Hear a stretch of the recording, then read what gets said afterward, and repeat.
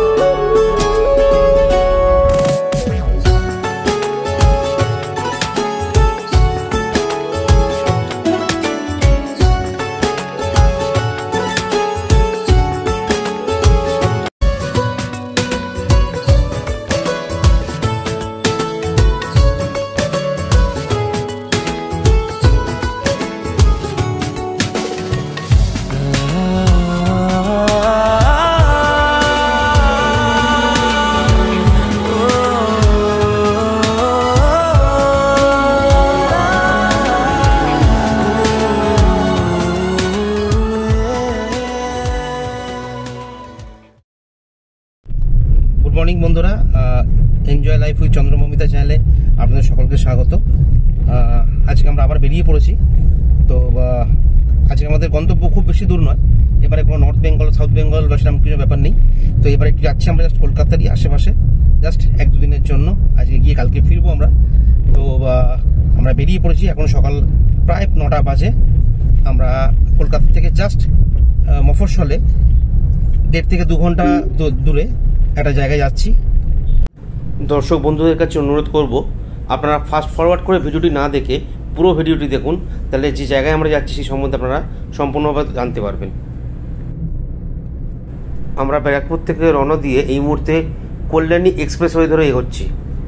তারপর আমরা সেখান থেকে বেলঘরিয়া এক্সপ্রেসওয়ে ধরবো, ধরে সোজা গিয়ে এয়ারপোর্ট ক্রস করে ভিআইপি ধরবো। ভিআইপি ক্রস করে এগিয়ে গিয়ে আমরা মা ফ্লাইওভার ধরবো।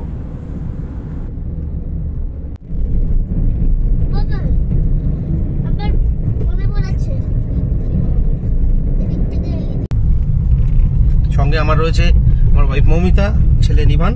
তো আজকে আমাদের এই ট্যুরে সঙ্গী হবে আমারই কলিগ কাম ফ্রেন্ড, এবং তার ওয়াইফ মৌমিতারই ফ্রেন্ড বিশ্বজিৎ, ঝুমঝুম এবং তার ছেলে রন। ভিআইপি রোডের উপরে আমরা বিশ্বজিৎ, ঝুমঝুম এবং রনের সঙ্গে মিট করেছি। তো ভিআইপি রোডের একটি দোকান রয়েছে শর্মা স্ন্যাক্স, এখানে আমরা সকালবেলা মর্নিং ব্রেকফাস্ট করে দেন আমরা এগিয়ে যাব। এই দেখুন গরম তেলে ক্লাব কচুরি আর তার পাশে আমৃতি ফুটছে। তো এগুলো আমরা কিছুই খাবো না, দেখি আমি ভাবছি একটু অন্য কিছু খাবো।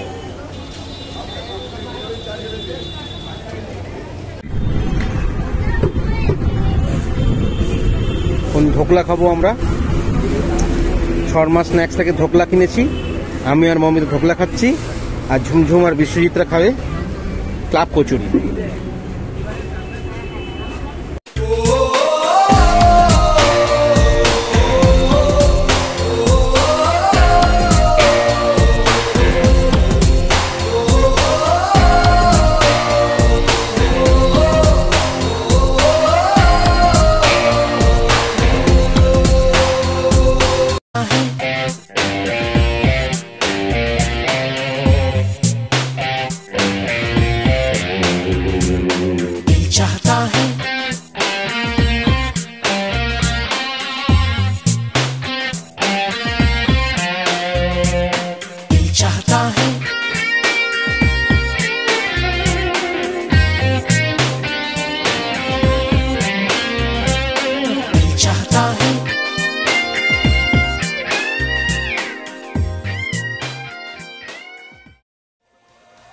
তো আমরা ডায়মন্ড হারবার রোড ছেড়ে একটা টার্ন নিলাম লেফট সাইডে, টার্ন নিয়ে আমরা বাওয়ালিতে ঢুকে গেছি।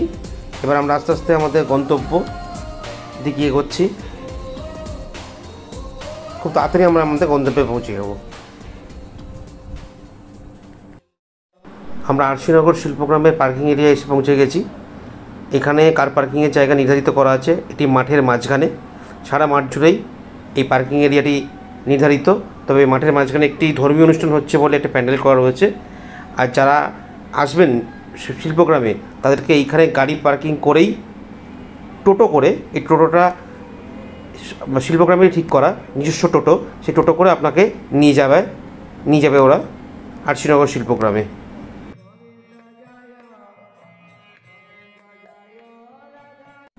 আমরা এসে পৌঁছে গেছি আরশিনগর শিল্পগ্রামের মূল প্রবেশদ্বার অর্থাৎ মেন গেটের সামনে। আরশিনগরের সঙ্গে লালন ফকিরের নামটি ওতপ্রোতভাবে জড়িত। এর জন্য একটা ইতিহাস আপনাদের বলি। আরশিনগরের পত্তন করেছিলেন লালন ফকির কুষ্টিয়ায়। আরশি কথার অর্থ আয়না বা দর্পণ। আয়নার নিজের প্রতিচ্ছবি দেখা, অর্থাৎ এই গ্রামের প্রতিটি মানুষ একে অপরের জন্য বাঁচে, সবার উপরে মানুষ সত্য, এই জয়গাথা লালনের কাব্যের ছত্রে ছত্রে, যা আরশিনগরের মানুষদের একে অপরের জন্য বেঁচে থাকার প্রতি মুহূর্তে প্রেরণা জাগায়।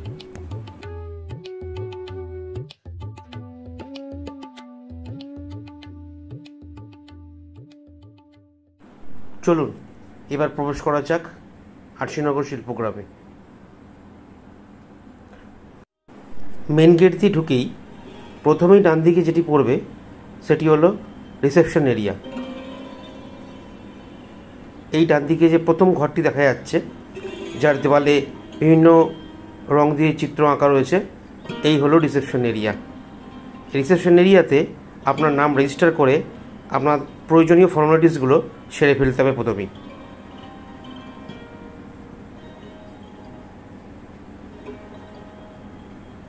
চলুন ভিতরে যাই আমরা আমাদের ফর্মালিটিগুলো সারার জন্য।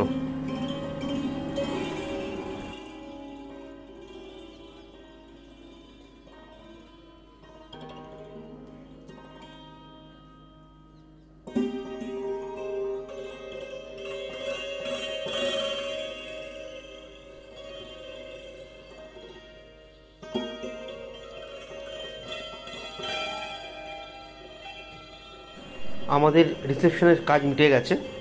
চলুন আমরা এগিয়ে যাই আমাদের রুমের দিকে। বাঁ দিকে দেখছেন একের পর এক 6টি মাঠহাট রয়েছে। প্রথমটির নাম ঈশ্বরী পাটনি।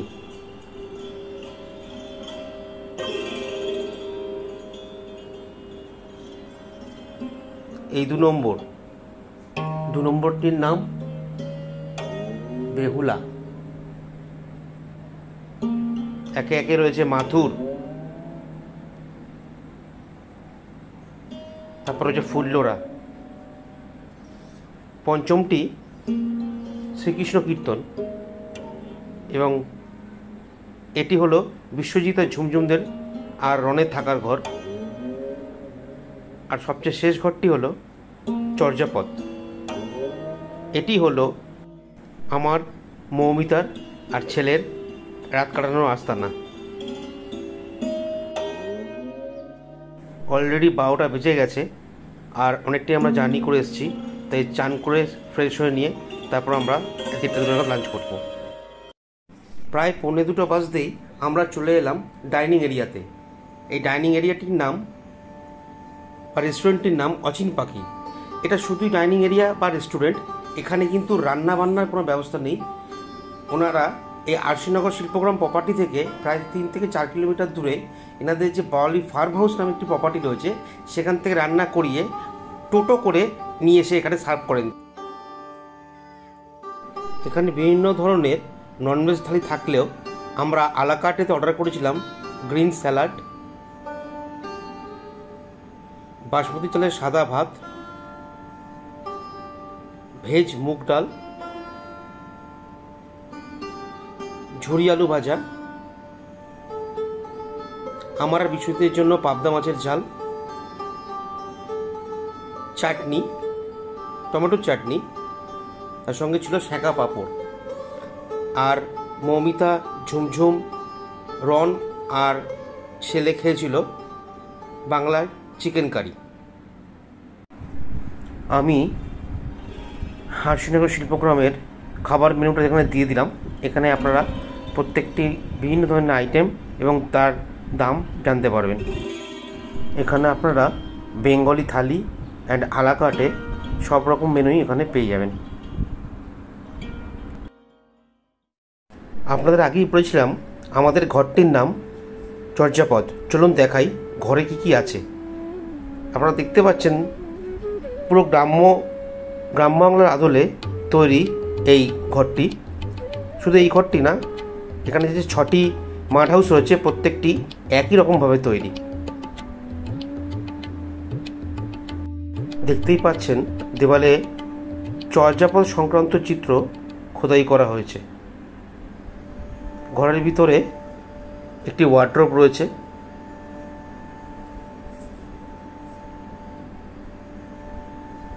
ঘরের চাল টালি দিয়ে তৈরি, গ্রাম বাংলার আদলে। পাখা রয়েছে, একটি বড় খাট বা পালঙ্ক, যেটা আমরা পালঙ্ক বলতে, পালঙ্ক রয়েছে। পাশে একটা সুইচ বোর্ড রয়েছে, এখানে সুইচ ও প্লাগ পয়েন্ট রয়েছে। দেওয়ালে চর্যাপদ সম্বন্ধে একটি সংক্ষিপ্ত বিবরণ রয়েছে। ঘরের কোণে একটি ওয়েস্ট বিন আর দুটো স্লিপার রয়েছে। টাওয়েল দেওয়া আছে একটা। টিভির নিচে কিছু প্লাগ পয়েন্ট আর সুইচ রয়েছে। এসি রয়েছে ওয়ার্কিং কন্ডিশনে। চলুন দেখাই ওয়াশরুমে কি কি রয়েছে। কোমোড রয়েছে, হ্যান্ড শাওয়ার রয়েছে, জলের বালতি, চান করার জন্য শাওয়ার রয়েছে। এখানে কোণে বেসিন, টয়লেট্রিজ দিয়েছে। টয়লেট্রিজের মধ্যে শেভিং কিট, ব্রাশ এবং একটি ছোট সাবানও দেওয়া হয়েছে। কোণে হ্যান্ড ওয়াশ রাখা রয়েছে। এখানে একটা হ্যাঙ্গার রয়েছে হ্যান্ড টাওয়েল ঝরানোর জন্য, আর এখানে বাথ টাওয়েল রাখার জন্য একটা বড় হ্যাঙ্গার রাখা রয়েছে। বাথরুমের ভিতরে একটি ওয়েস্ট বিন রাখা রয়েছে। এবার চর্যাপদ সম্বন্ধে দু একটা কথা বলি। চর্যাপদ বাংলা ভাষার প্রাচীনতম পদ সংকলন। ডক্টর সুনীতি কুমার চট্টোপাধ্যায়ের মতে 950 থেকে 1200 সালের মধ্যে সহজিয়া বৌদ্ধ সিদ্ধার্থরা রচনা করেছিলেন এই গীতিপদাবলী।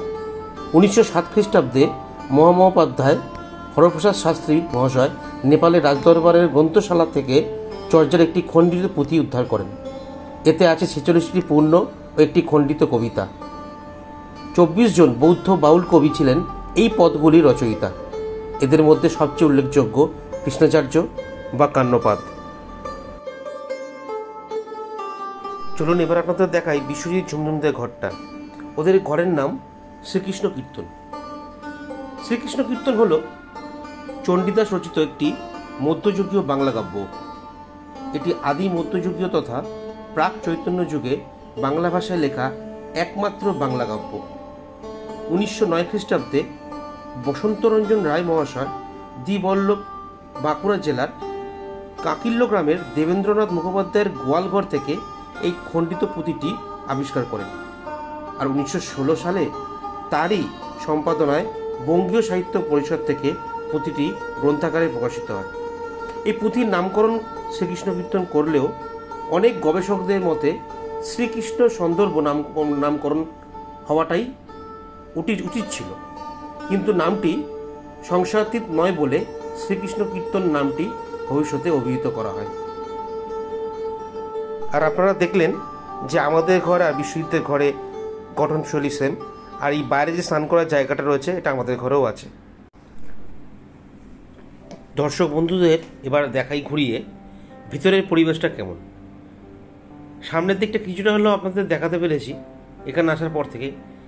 এবার চলুন আপনাদের ঘুরিয়ে দেখাই পিছনটা কেমন। এই যে আমাদের ঘরের পাশে দুখানা কাঠের তৈরি ত্রিভুজাকৃতি কটেজ দেখছেন, এই দুটো হচ্ছে উডেন হাউস। এখানে টোটাল 4খানা উডেন হাউস আছে।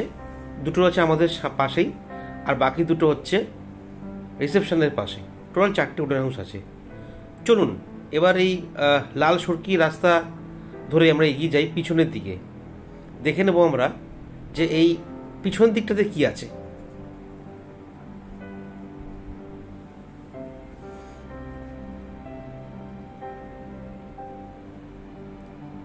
একটা পুকুর রয়েছে খুব সুন্দর। আর এখানে বিকেলবেলা বা রাত্রিবেলা এই রাস্তার ধারে আড্ডা মারার জন্য সাউন্ড লাউঞ্জার টাইপের গদি ব্যবস্থা করা আছে, যেরকম আপনারা সমুদ্রের ধারে দেখে থাকেন। ওপরে চাল দেওয়া রয়েছে, বাঁশ খড় দিয়ে তৈরি, লাইটও লাগানো আছে। চলুন পুকুরের ডান দিক বরাবর রাস্তা ঘেঁষে এবার সামনের দিকে এগোনো যাক। এই দূরে একটা বাড়ি দেখা যাচ্ছে, চলুন সেদিকেই যাই। এই যে বাড়িটি, এটি হচ্ছে এখানকার মালিক বা ওনার নিজস্ব ফার্ম হাউস। আর এই যে দেখতে পাচ্ছেন এখানে একটা সুন্দর বসার জায়গা করা রয়েছে, আপনি পা ঝুলিয়ে বসতে পারেন। এই যে একটা বাঁশ দিয়ে তৈরি করা আছে একটা জায়গা, এখানে আপনি পা ঝুলিয়ে বসতে পারেন, পা তুলে বসতে পারেন, বসে আপনি খাওয়া দাওয়া করতে পারেন। সুন্দর হাওয়া দিচ্ছে, এটা একটা অন্যরকম পরিবেশ। এটা হয়তো আমি যতটা ফিল করতে পারছি, আপনারা যদি না আসেন সেই ফিল অবশ্যই বলবো আসুন।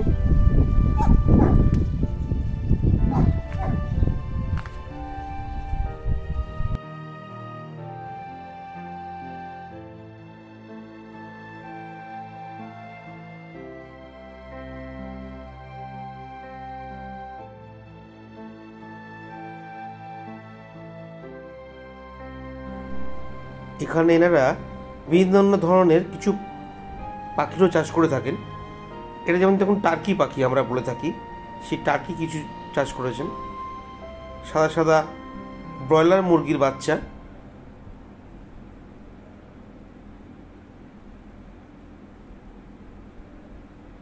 এর সাথে দেশি মুরগিও রয়েছে এখানে, সবই চাষ করা নিজস্ব। এখন ইভিনিং স্ন্যাক্স টাইম। নিভান আর ইভান দুজনে মিলে জমি ইভিনিং স্ন্যাক্স খাচ্ছে। দু রকমের চিকেন আইটেম নেওয়া হয়েছিল, তো এখন দুজনেই চিকেন আইটেম খেতে ব্যস্ত, আর বাকি দুটো আইটেম তো পড়েই আছে। আর বাকি দুটো আইটেম আমরাই ক্যারি করেছিলাম, তার মধ্যে হচ্ছে এই চিড়ে ভাজা আর হচ্ছে এই ড্রাই ফ্রুট মিক্সচার। এখন সন্ধে হয়ে গেছে, দর্শক বন্ধুদের দেখাই সন্ধেবেলা রিসর্টের ভেতরটা কেমন দেখতে লাগে। দেখুন আমি ক্যামেরা করাচ্ছি, আপনারা দেখতে পাচ্ছেন রাতের অন্ধকারে সত্যি অপরূপ সুন্দর লাগছে, এক মায়াবী নগরীর মতো লাগছে যেন। সব জায়গায় তো আলো নেই, কোথাও কোথাও আলো দেওয়া আছে, তাই সব মিলেমিশে যেন একটা আলো আঁধারের খেলা চলছে এখানে। সত্যি খুব অন্যরকম লাগছে, অন্যরকম লাগছিল। সন্ধে হতে না হতেই তুলসী তলায় জ্বলে উঠেছে প্রদীপ, দেখানো হচ্ছে ধূপ। ঠিক যেমন গ্রাম বাংলায় দেখা যায়, সেই রীতি রেওয়াজ এখানেও মেনে চলা হচ্ছে। আপনারা সবাই শুনতে পাচ্ছেন দূর থেকে বিভিন্ন ধরনের গানের আওয়াজ ভেসে আসছে।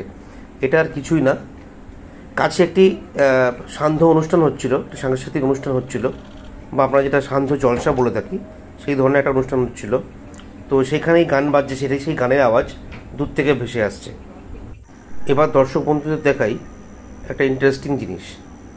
রেস্টুরেন্টে খাওয়ার পর যে হাত ধোয়ার জায়গাটা, কল এবং বেসিন, হ্যাঁ এই সেই বেসিন, আর তার উপরে লাগানো রয়েছে কল। এগুলো দেখছি একটা বড় বড় বিশাল আকারের মাটির সরা, আর ওপর থেকে এই যে বাঁশটা নেমেছে, এটা হচ্ছে কল। এই যে দেখতেই পাচ্ছেন, আর এক একটা মাঝখানে যে ছোট ছোট বাঁশগুলো রয়েছে, সেই বাঁশের তলার দিকে আলো লাগানো আছে রাত্রিবেলা এই জায়গাটাকে আলোকিত করার জন্য। আর এই লম্বা লম্বা বাঁশগুলো ওপরে যে বাঁশটার সঙ্গে অ্যাটাচ রয়েছে, সেটা হচ্ছে জলের সোর্স।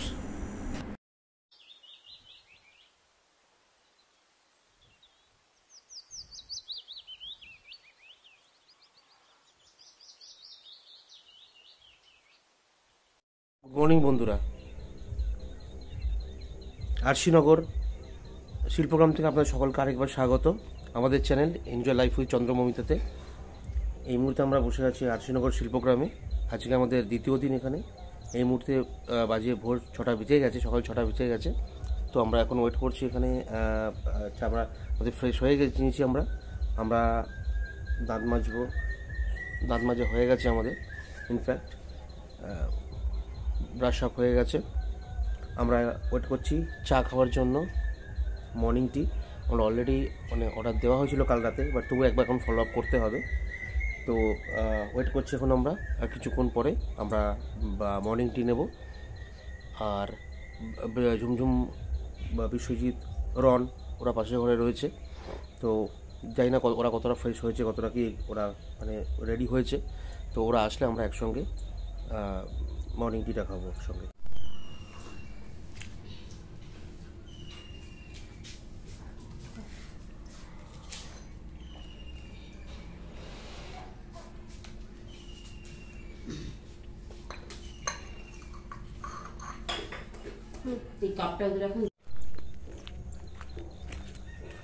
অত্যন্ত শান্ত, মনোরম, নিরিবিলি পরিবেশ। আপনারা অবশ্যই এখানে উইকেন্ড কাটাতে আসতে পারেন, ভালো লাগবে। এটা গার্ডেন এরিয়া মতো করা রয়েছে। এই জায়গাটা দেখছেন পুরোটাই এটা গার্ডেন এরিয়া টাইপ করা আছে। এই জায়গাটায় আপনারা ইভিনিংয়ে বা সকালবেলা বসতে পারেন সময় কাটানোর জন্য। আর এখানে ছোটো ছোটো কিছু অ্যামিউজমেন্টের অপশান রয়েছে, যেমন এই জায়গাটা, এই যে ক্যারাম আপনারা দেখতে পাচ্ছেন, এখানে ক্যারাম খেলতে পারেন। কাল রাতে ইনফ্যাক্ট আমরা ক্যারাম খেলেছি এখানে। এটা একটা জায়গা রয়েছে।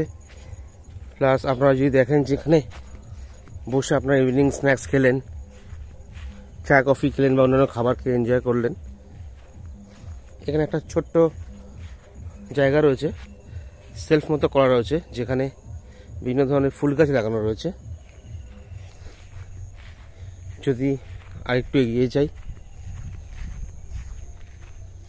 এই জায়গাটা ঢেকে দিয়েছে। এখানে একটা অ্যাকোরিয়াম রয়েছে। এই যে এখানে একটা অ্যাকোরিয়াম রয়েছে। অ্যাকোরিয়ামে বেশ কালারফুল মাছ রয়েছে।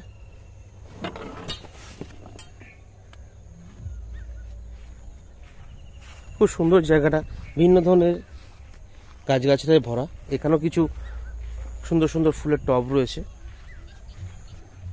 এখানে একটা বসার জায়গা করা আছে। আপনি যদি এদিকটায় চলে আসেন,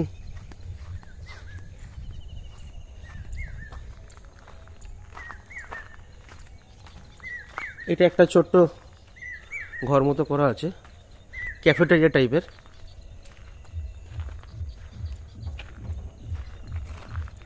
সবই গ্রাম্য ঘর বাড়ি আদলে তৈরি। এই বাচ্চাদের জন্য স্লিপ রয়েছে, পাশে দোলনা রয়েছে বাচ্চাদের জন্য আর বড়দের জন্য। আর এইটা তো হচ্ছে রেস্টুরেন্ট এরিয়া, কালকে তো আপনাদের দেখিয়েছি।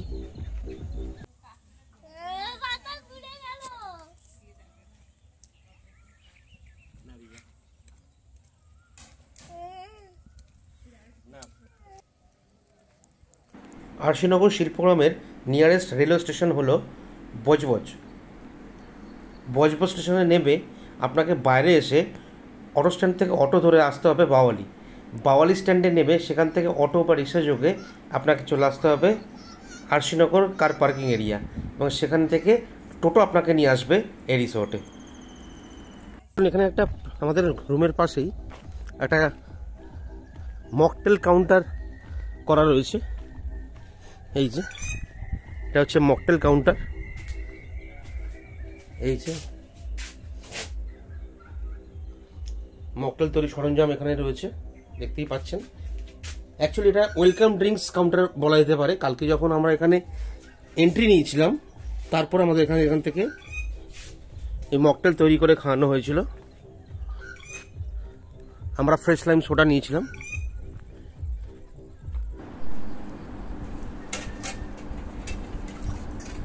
চলুন এবার আমরা ব্রেকফাস্টের জন্য রেস্টুরেন্টে যাই। অলরেডি 9টা বেজে গেছে। বাফেট ব্রেকফাস্টে আমরা নিয়েছিলাম লুচি, ছোলার ডাল, ভেজ স্যান্ডউইচ, ডিম সেদ্ধ, টোস্ট, বাটার এবং জেলি দুটোরই অপশান ছিল। এছাড়া মিষ্টিও ছিল, কাট ফুডস ছিল, মিষ্টি আমরা খাইনি।